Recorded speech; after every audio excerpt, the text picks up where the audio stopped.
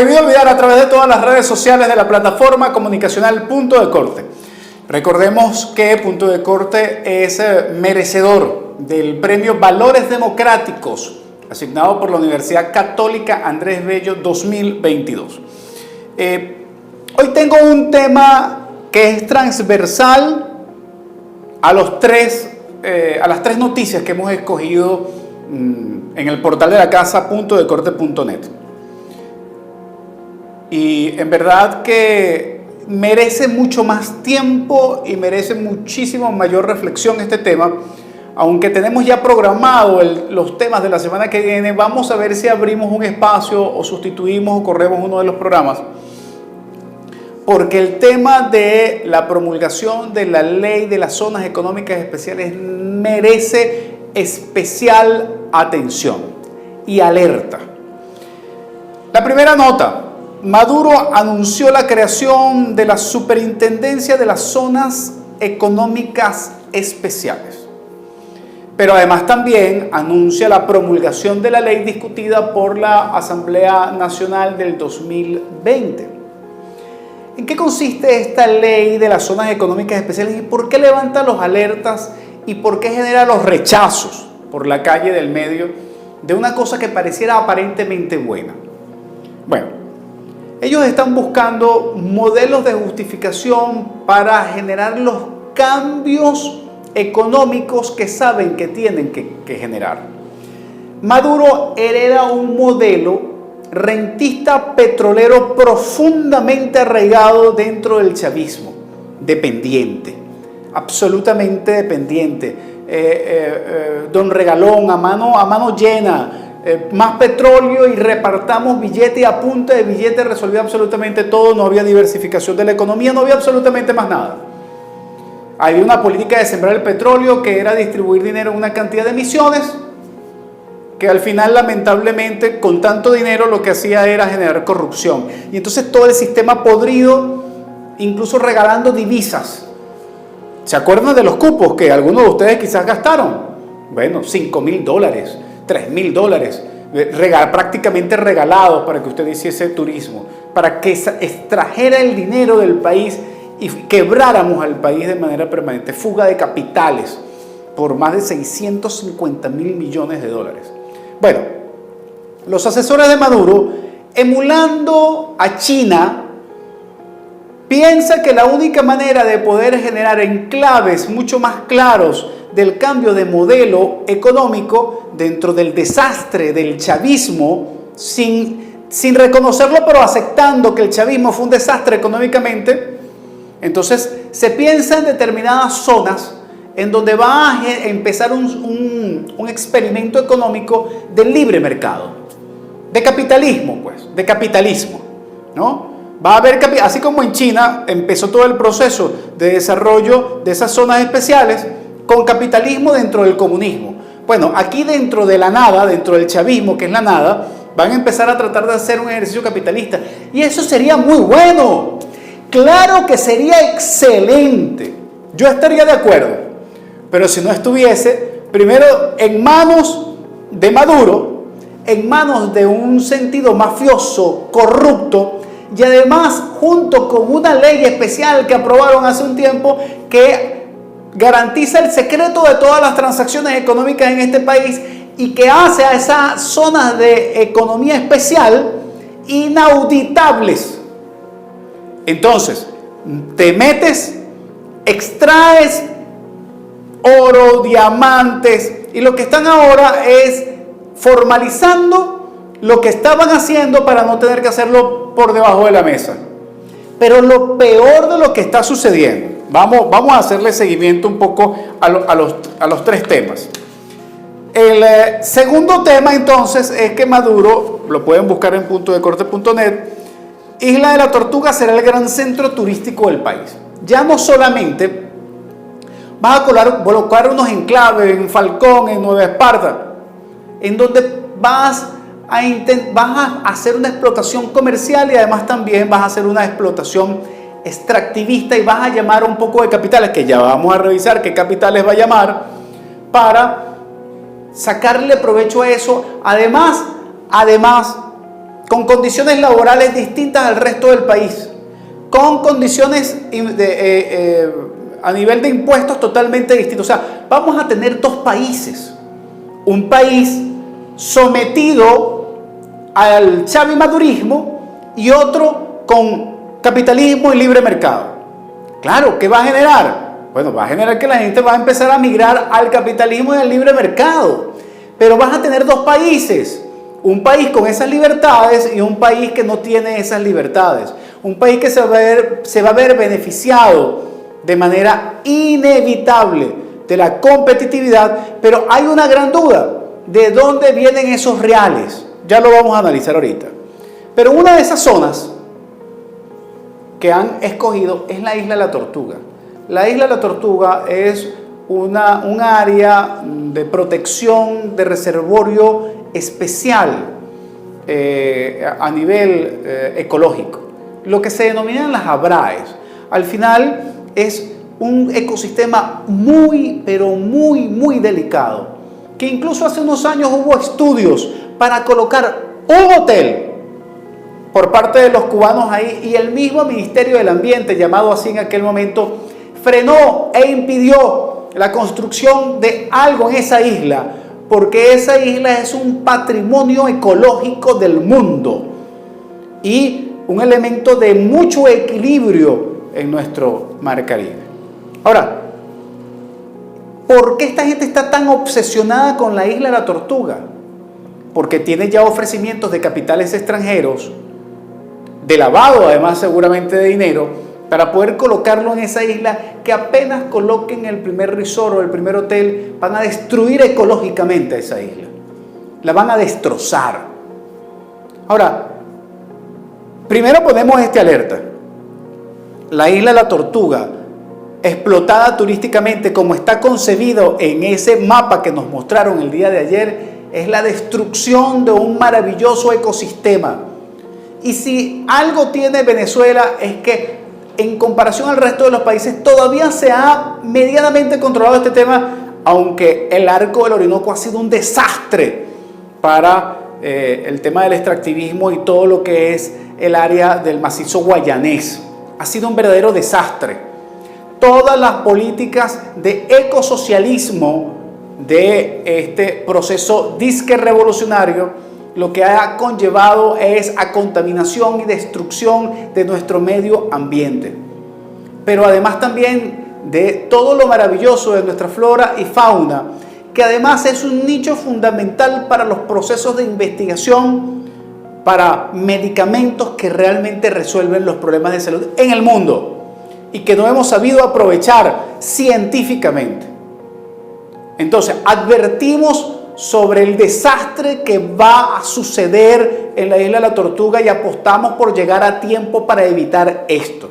Pero por otra parte, el señor Maduro dice que envía un mensaje a inversionistas extranjeros: vengan, Venezuela está de moda.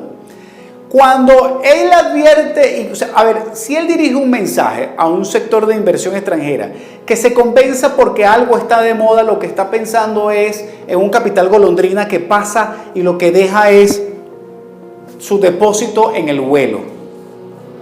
Pero además también está poniendo en clara evidencia su ignorancia económica en lo que realmente debería ser la inversión extranjera, porque no hay inversión extranjera que venga a país alguno si no hay confianza y seguridad de que va a poder invertir y que su ganancia va a poder ser dispuesta como le dé la gana.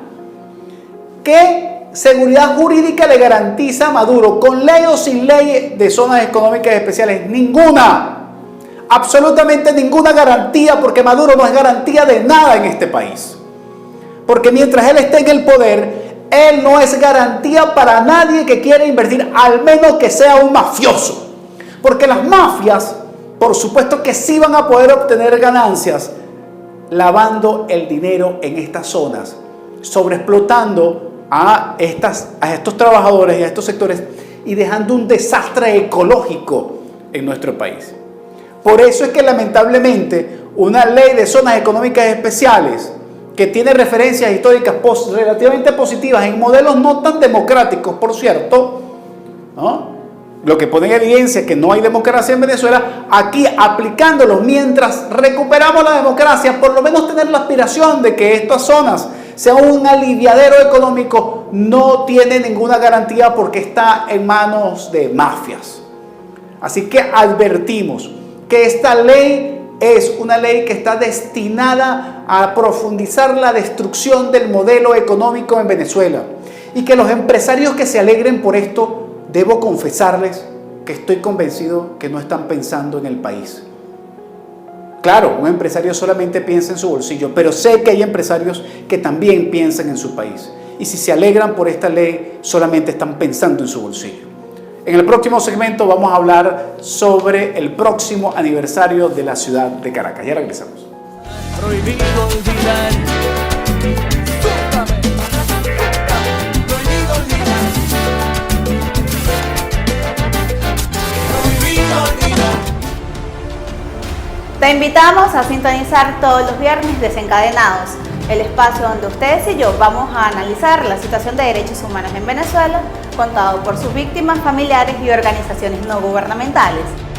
Recuerden que tienen a su disposición nuestra plataforma comunicacional de Punto de Corte y todas las redes sociales.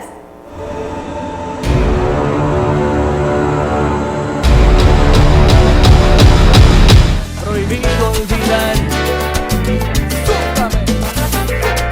Prohibido olvidar. Prohibido olvidar.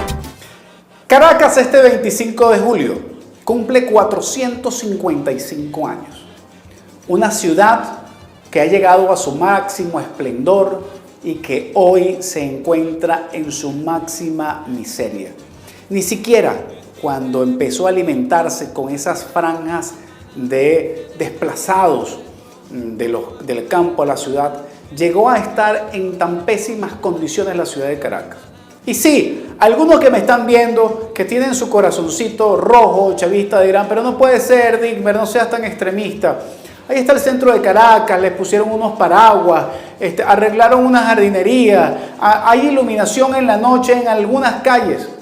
Cuando estamos hablando de Caracas, estamos hablando de la Caracas profunda, de esa Caracas en Nueva Tacagua, en Nuevo Horizonte, de esa Caracas en el Guarataro, de esa Caracas en Propatria, en La Silsa, en el 23 de enero, de esas estructuras que están absolutamente abandonadas, en donde no se recoge la basura, en la Avenida Libertador, no se vayan muy lejos, en donde la basura es parte del paisaje permanente de la ciudad, en donde no hay transporte público, en donde el metro lo destruyeron.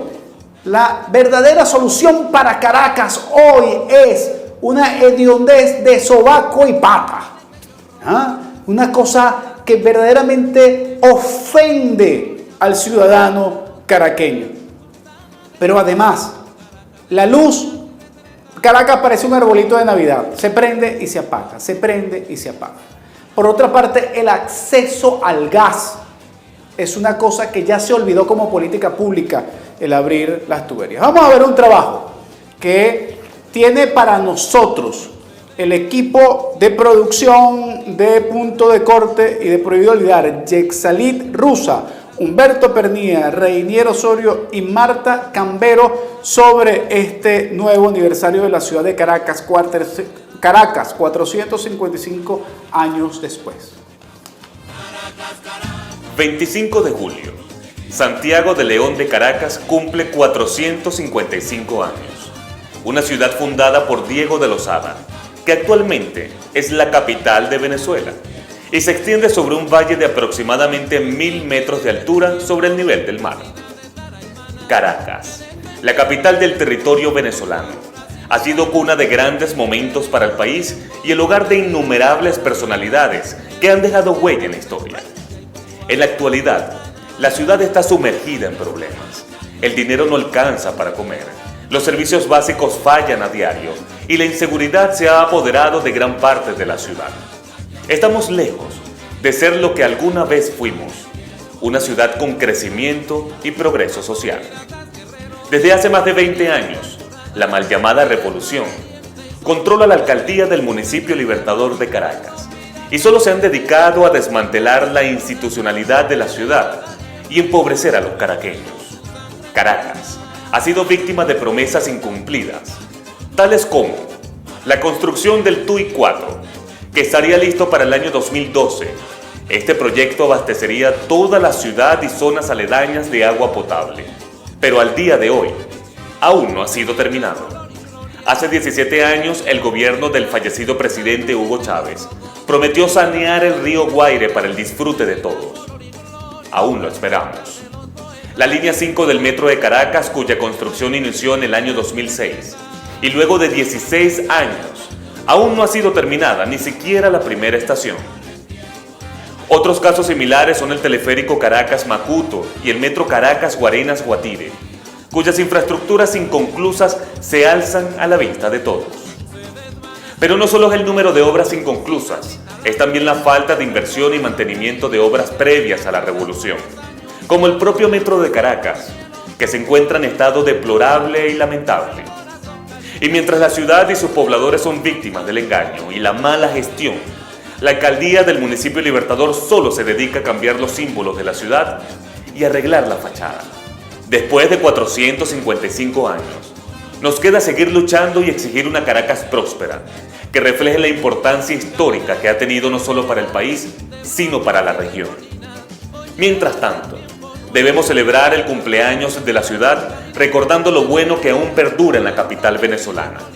Desde la plataforma comunicacional Punto de Corte, le deseamos un feliz cumpleaños a Caracas.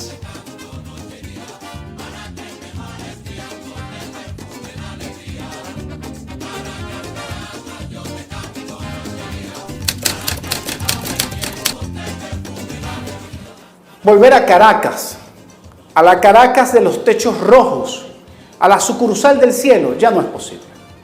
Pero lo que sí estoy totalmente convencido es que podemos tener una mejor ciudad, como tenemos, y podemos tener un mejor país. La necesidad de la convivencia, el cumplimiento de las leyes, que en Caracas haya semáforos que funcionen y que la gente pase por el rayado. Que podamos nosotros disfrutar a la ciudad a las 8, 9, 10, 11 de la noche, como cualquier ciudad capital decente, en donde uno pueda sentirse seguro caminando por las calles, no solamente porque no te roben, sino además porque no te caigas en una alcantarilla rota. Es uno de los grandes retos de esta ciudad, desde el punto de vista urbanístico, desde el punto de vista político y desde el punto de vista económico, la necesidad real de que ésta vuelva a ser la capital del emporio del desarrollo económico de este país. En lo político, como decíamos, que sea ejemplo de la democracia, de la posibilidad de tener un presupuesto participativo, de que haya gente organizada en asociaciones de vecinos, en consejos comunales, hoy en lo que te dé la gana, pero para poder tener respuestas de una ciudad, de un gobierno de esta ciudad que realmente piense en una gestión y no piense en cómo complacer a el jefe de la autocracia. Que Caracas pueda tener a caraqueños gobernando la ciudad, que tenga planificación urbanística, que tenga proyección en el tiempo de lo que debe deparar una ciudad capital de la República de Venezuela. Estos son algunos de los retos más extraordinarios de esta ciudad.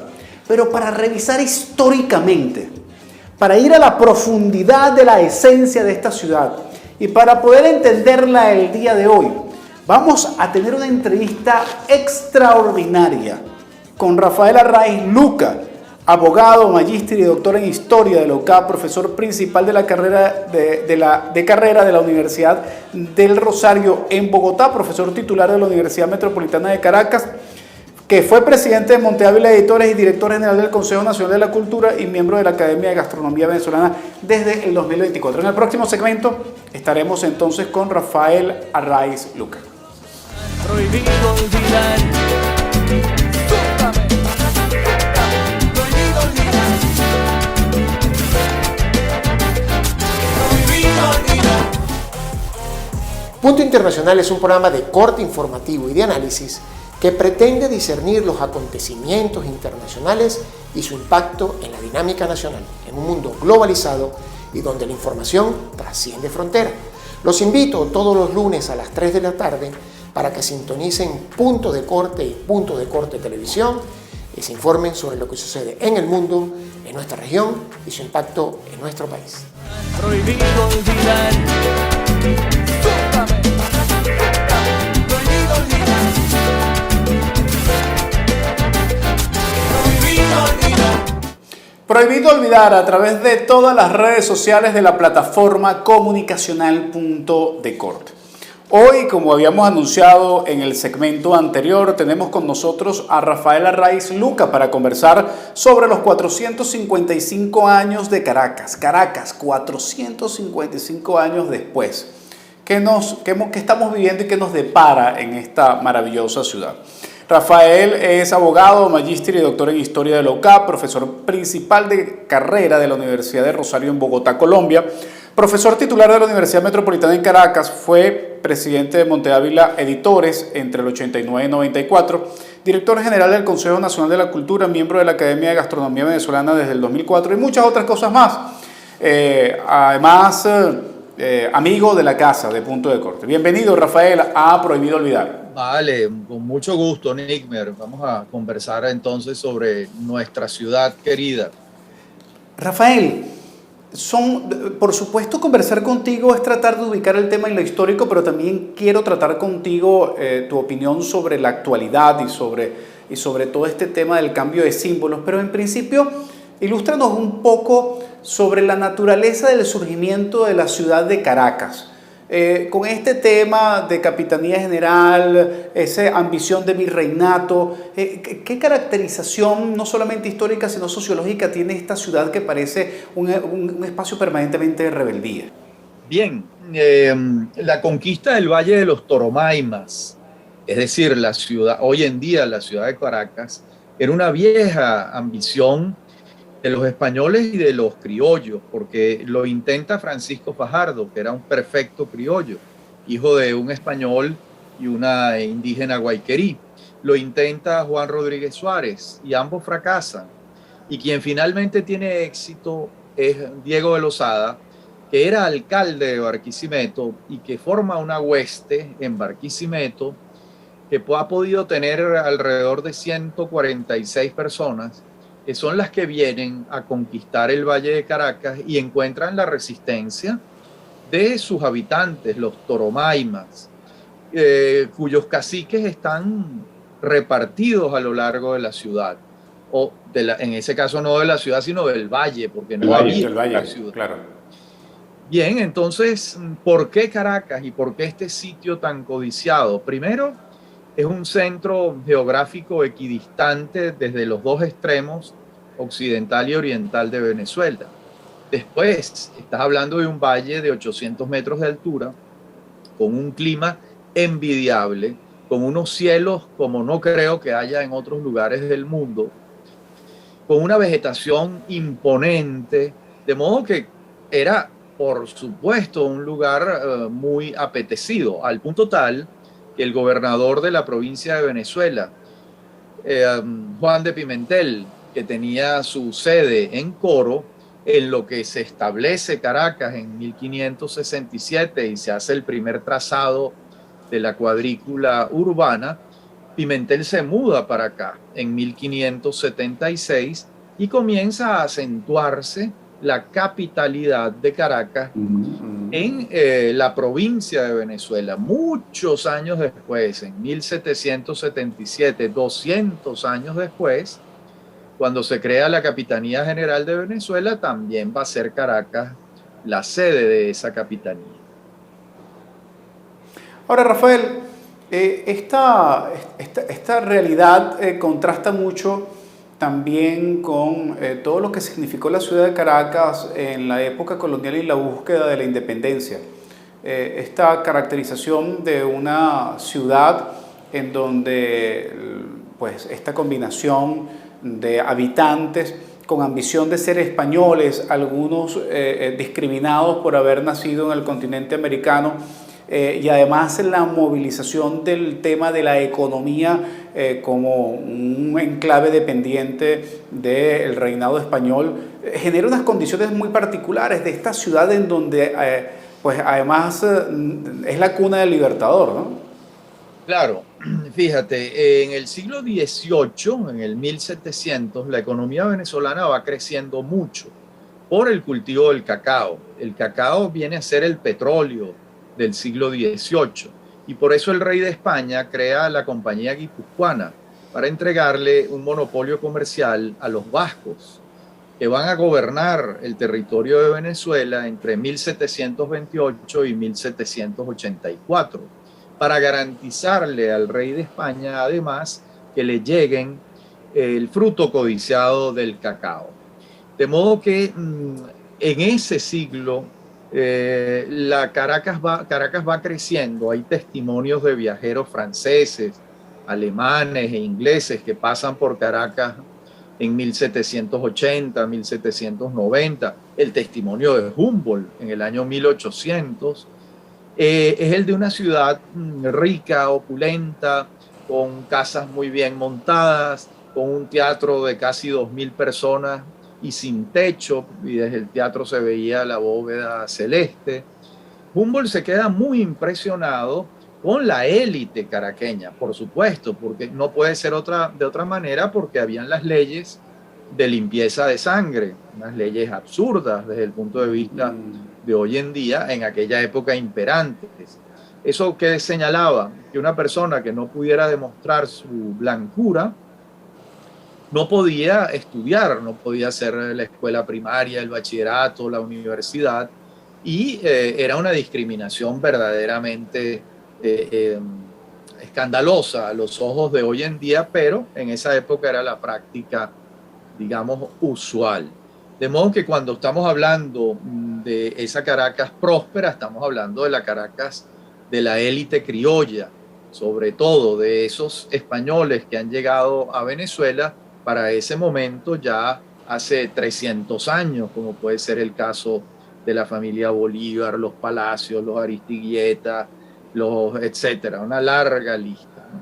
Entonces allí se va creando esa ciudad preindependentista que va a tener el escenario del 19 de abril de 1810, donde Bolívar no tiene ninguna participación.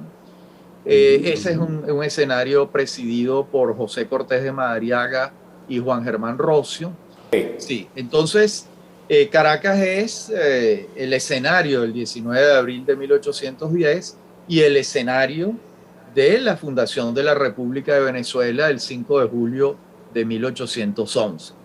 Ambos episodios, esos 15 meses que están en el medio, los protagonistas son José Cortés de Madariaga, Rocio, Miranda, cuando regresa de Londres y es electo diputado para integrar el Congreso Constituyente, y esos son los personajes fundamentales. La guerra va a comenzar en marzo de 1812 y ahí empieza otro capítulo de la vida caraqueña, un capítulo muy duro porque la ciudad se empobreció terriblemente con la guerra, perdió a muchísimos habitantes y bueno, ya ahí empieza otro capítulo junto con el terremoto de marzo de 1812, que ha sido, de acuerdo con las estadísticas a la mano, el más dramático, el más terrible que ha padecido la ciudad. Claro, y después, bueno, muchos años después surge el tema de la Cociata, después llega la Guerra Federal, ya siendo una república. Ahora, llega el petróleo. Rafael, ¿qué significa el petróleo para Caracas? Muchísimo. El petróleo significa un cambio radical para Caracas. Comienza la explotación petrolera en 1914 y comienza el éxodo del campo a la ciudad. Cuando el año 1900 en Venezuela el 80% de los venezolanos vivían en el campo y el 20% en ciudades. Un siglo después, ¿verdad? En el año 2000 y ahorita más todavía en el 2022, alrededor del 87% de los venezolanos vivimos en ciudades o pueblos de más de 100.000 habitantes y apenas el 13% vive en el campo. De modo que para Caracas el petróleo significó el éxodo del campo a la ciudad y también la posibilidad de construir una ciudad moderna, porque Caracas tiene todas las características de una ciudad moderna con una infraestructura que fue pionera y vanguardista en América Latina. Todo lo que representa la autopista del Este, desde Caricuao hasta Petare, con los distribuidores de La Araña, que es una extraordinaria obra de ingeniería, el distribuidor Baral, el distribuidor Plaza Venezuela, el Pulpo, el Cien Pies, el distribuidor Metropolitano, después la construcción de los edificios con arquitectos notables venezolanos o venidos de otras tierras. Todo eso se hace en el fondo gracias al petróleo. Claro, y en el medio de todo eso, pues vaivenes desde el punto de vista político, ¿no? Consolidación, transiciones, democracias, dictaduras, ejercicios de cambio de modelo político, hasta que llega una democracia que se instaura como una referencia en América Latina, pero después llega toda una distorsión de esa interpretación de la democracia en los últimos años. ¿Cuál ha sido la consecuencia de los cambios de modelo político y en especial en estos últimos tiempos? ¿Cuál ha sido la consecuencia del cambio de modelo político y económico para la ciudad de Caracas? Bien, bueno, por ejemplo, una consecuencia es que el metro de Caracas se ha detenido, una obra extraordinaria, uno de los mejores metros del mundo, que abrió sus puertas en la primera línea en 1983, que continuó creciendo, que logró una extensión a Los Teques, una obra de ingeniería extraordinaria, que hubo un proyecto de llevarlo a Guarenas, Guatire, y todo eso se ha detenido por la profunda crisis económica que padece Venezuela desde hace ya unos, por lo menos 10 años, desde el 2013, cuando empieza a profundizarse la crisis económica. De modo que Caracas ha sufrido mucho, se ha detenido su principal medio de transporte masivo, las construcciones se han detenido mucho, el crecimiento de la ciudad, aunque la gente no lo crea, también en términos proporcionales se ha detenido. La diáspora ha afectado a la ciudad, Rafael. La diáspora ha afectado a la ciudad. Muchos caraqueños han abandonado la ciudad. Lo que sí ha estado ocurriendo a partir de los últimos 3 años, en que venezolanos que viven en ciudades del interior muy castigadas por la crisis del agua o la crisis de la electricidad, se han venido a vivir a Caracas. Eso también ha ocurrido. Pero pareciera que en términos netos, la ciudad tiene menos habitantes que los que tuvo hace 20 y 15 años. Claro, cuando hablamos de Caracas hoy en día tenemos que hablar de la Gran Caracas. Estamos hablando del Valle, pero estamos hablando de Guarenas, Guatire, estamos hablando de los valles del Tuy, estamos hablando de los Altos Mirandinos y estamos hablando del litoral. Todo ese conjunto puede estar cerca de 4 millones de habitantes. Y aquí hay un mito, Nickmer. Los caraqueños creemos que vivimos en una megalópoli. 4 millones de habitantes nos hace una de las ciudades más pequeñas de toda América Latina. Lo que no tiene por qué entristecernos, al revés, es una ventaja que tenemos hacia el futuro. Claro, podemos caber todavía, no como Ciudad de México. O Sao Paulo, claro. Imagínate, Nick. Claro, Sao claro. Paulo tiene 26 millones de habitantes. Eso es una cosa trágica, ¿no? Claro. Rafael, y en estos últimos tiempos hemos visto que ya después de estos últimos 23 años, en especial en esta última etapa, hemos visto unos cambios mucho más radicales de esa vocación, de esta mal llamada revolución, que asume que el cambio de los elementos simbólicos y lingüísticos van minando la posibilidad de un verdadero cambio, de una verdadera transformación, que al final se queda solamente en eso. Y entonces se ha cambiado el nombre de la autopista a Gran Autopista el Gran Cacique Guaycaipuro, y se elimina a Francisco Fajardo como nombre y referencia de la ciudad. Además, se quita el himno de la ciudad, específicamente del municipio Libertador, escrito por Cholique Saravia, se cambia la bandera, se pone ahora en la Francisco Fajardo un tótem absolutamente horrible del símbolo de la antiestética, insultando incluso al cacique de Guaycaipuro con esas terribles láminas colocadas en medio de la autopista. ¿Qué significa esto para la ciudad de Caracas? ¿Por qué se da esto? ¿Por qué ¿Por qué esta retaliación en contra de la memoria de la ciudad? Mira, y es muy triste, Nickmer, porque estamos hablando de un país que produjo a Jesús Soto y a Carlos Cruz Diez, que han sido dos de los artistas más importantes de la historia universal de las artes plásticas. No son artistas venezolanos, son artistas del mundo. Y aquí tienen el poquísimo criterio, teniendo a Soto y a Cruz Diez y a tantos otros, de escoger a alguien que hace un monumento al cacique Guacaipuro, verdaderamente que es una ofensa al buen gusto, por decir lo menos. Además de que los caciques no requieren más homenaje. Mira, aquí esto está lleno de nombres de caciques. Uno de los municipios más grandes de la ciudad es Baruta. ¿Quién era Baruta? Un cacique. La ciudad popular más grande de la ciudad es Caricuao. ¿Quién era Caricuao? Un cacique. El municipio más próspero de la ciudad es Chacao. ¿Quién era Chacao? Un cacique. Tamanaco. Y después vas con todas las voces. Claro, Catia. Macaracuay, Caurimare, todo eso son voces indígenas. Guacaipuro, uno de los mercados populares más importantes de Caracas, lleva su nombre. El municipio más grande del estado Miranda, capital Los Teques, lleva el nombre de Guacaipuro. Entonces, ¿por qué quitarle a la autopista Francisco Fajardo, cuando además era un nombre simbólico importante? Porque él era un mestizo. Y los venezolanos somos todos mestizos. Me explico, Fajardo es un error gravísimo, incluso desde el punto de vista del gobierno, incluso desde el punto de vista de ellos, porque él es el hijo de un español y de una cacica guayquerí que intenta establecerse aquí con el permiso de su tío, por cierto. Y su tío, ¿cómo se llamaba? Naiguatá. Entonces, aquí no han faltado nombres indígenas, todo lo contrario.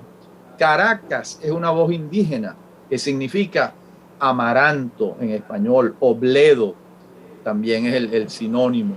De modo que este indigenismo no se trata de una reivindicación de nadie. Aquí siempre se han reivindicado los indígenas, incluso con muchísimo orgullo.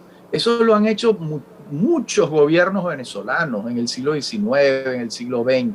De modo que me parece algo impostado. Claro, Rafael.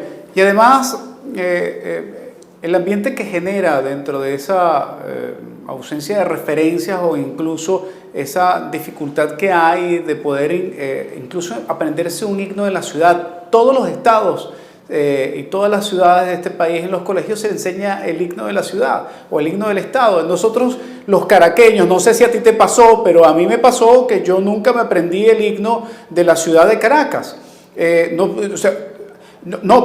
Yo lo conocí, además debo confesarte que lo conocí de la mano de Freddy Bernal cuando era alcalde, porque Freddy Bernal cuando era alcalde lo cantaba y lo defendía de manera interesante, aún a pesar de que ahora pues, el gobierno que él mismo defiende adversa esa defensa que en algún momento se generó. Esa ausencia de identidad en la ciudad de Caracas, además movida por intereses políticos, ¿tiene algún objetivo? Mira, yo creo que la idea infantil de creer que todo comienza con ellos, de borrar el pasado, como que si aquí no hubiese pasado nada, una ciudad que tiene 455 años, no entender que la riqueza de las naciones es fruto de lo que ha ocurrido en el pasado histórico y que eso lejos de desmerecernos, nos enriquece. Entonces, tratar de sepultar el pasado y creer que todo comienza con ellos es absurdo. Algo similar ocurrió antes, ¿no? En el siglo XIX, Guzmán Blanco, por ejemplo, que fue el primero que hizo el que sembró el culto bolivariano, ahí empieza a escribirse una historia, por ejemplo, Eduardo Blanco con Venezuela Heroica, en la que la colonia no existía. O sea, 300 años desaparecían. Todo comenzaba con la Guerra de la Independencia, con Simón Bolívar. Eso es falso. 300 años tú no los puedes borrar de un plumazo. Así es. Entonces todas estas pretensiones, Nickmer, en el fondo son inútiles y el tiempo pone las cosas en su sitio otra vez. Hay muchos ejemplos. El ejemplo del Parque del Este. ¿Quién llama al Parque del Este Generalísimo Francisco de Miranda? Nadie. ¿Quién llamaba al Parque del Este Rómulo Betancourt? Nadie. ¿Quién llamó alguna vez al Parque del Este Rómulo Gallegos, que fue como inicialmente se denominó? Nadie. El Parque del Este es el Parque del Este, claro, así es. Y el Parque del Oeste también es el Parque del Oeste. Y el Ávila es el Ávila. Y nunca fue el Parque Jovito Villalba, como le pusieron. Así es el es. Parque del Oeste. Y el Ávila es el Ávila. Y la Francisco Fajardo va a seguir siendo la Francisco Fajardo, o si tú quieres, la Autopista del Este, como se llamó inicialmente. Sí. Entonces yo creo que hay que respetar las costumbres de la gente. Eso es lo que yo propongo. No impongas, Así es. no impongas, respeta las costumbres de la gente, las costumbres de la mayoría. Claro, si quieres construir algo nuevo, hazlo y ponle el nombre, ¿no? Quizás sea mucho más eficiente, ¿no? Ahí es inobjetable. Hiciste una Claro, cosa claro. nueva. Bueno, y nada, pues ya está. Claro. Pones el nombre que te... Así es. Muchísimas gracias, Rafael, por esta cátedra de paseo de la ciudad de Caracas y este colofón en relación con esta perspectiva de la necesidad de comprendernos a nosotros mismos como caraqueños y como venezolanos. Muchísimas gracias. Gracias a ti, Nickmer. Era Rafael Array Lucas, abogado, magíster y doctor en Historia. Y hasta acá, Prohibido Olvidar, en uno de sus nuevos programas. Estaremos atentos entonces para el próximo jueves a esta misma hora por el mismo canal y por las mías vías de redes sociales en relación con nuevos temas que estaremos abordando. Prohibido olvidar.